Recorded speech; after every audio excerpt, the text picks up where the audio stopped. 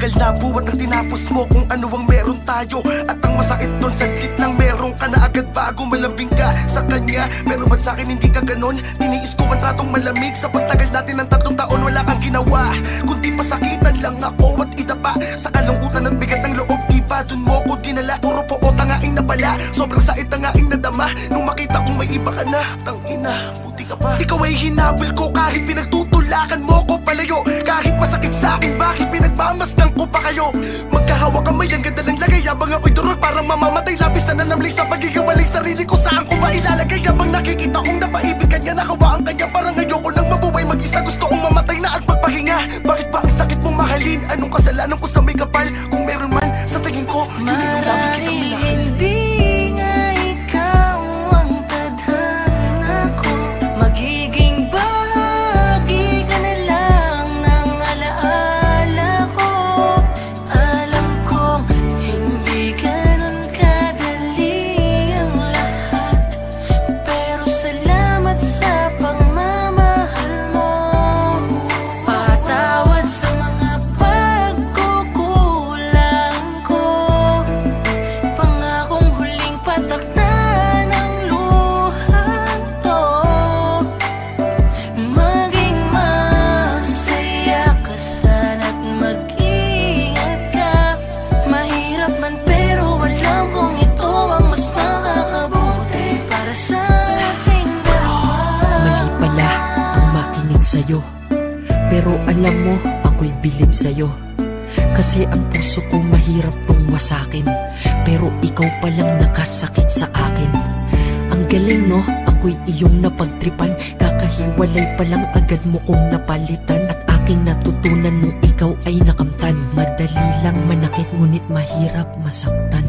Ganun pa man, bakit ako'y nagpapakahangal? Kahit na meron ka na pinalit na iba, ba't ikaw pa rin aking mahal? Bakit ako nagkakaganito? Bakit ako nagpapakatanga? Bakit ako umaasa sa tao na di naman ako ang mahalaga? Bakit ganun? Bakit ganyan? Bakit ako ay sinaktan mo rin? Bakit ang dami kong tinatanong kahit na alam ko di mo sasagutin? Kahit na pagdudusa pinapadama mo sa akin, pilit kita nga abutin. Ba't kahit ang sakit-sakit na, bakit gusto ko pa din? Hindi nga ikaw ang tadhana ko. Magiging bahagi ka na lang ng alaala ko. Alam kong hindi ganun kadali ang lahat, pero salamat sa pagmamahal mo. Patawad sa mga pagkukulang ko. Pangakong huling patak na ng luhang to. Maging masaya ka sana't mag-ingat ka. Mahirap man pero alam kong ito ang mas makakabuti para sa ating dalawa. Ngayon ay ikaw pa rin, sinta. Ang maalala mo ay yakap ko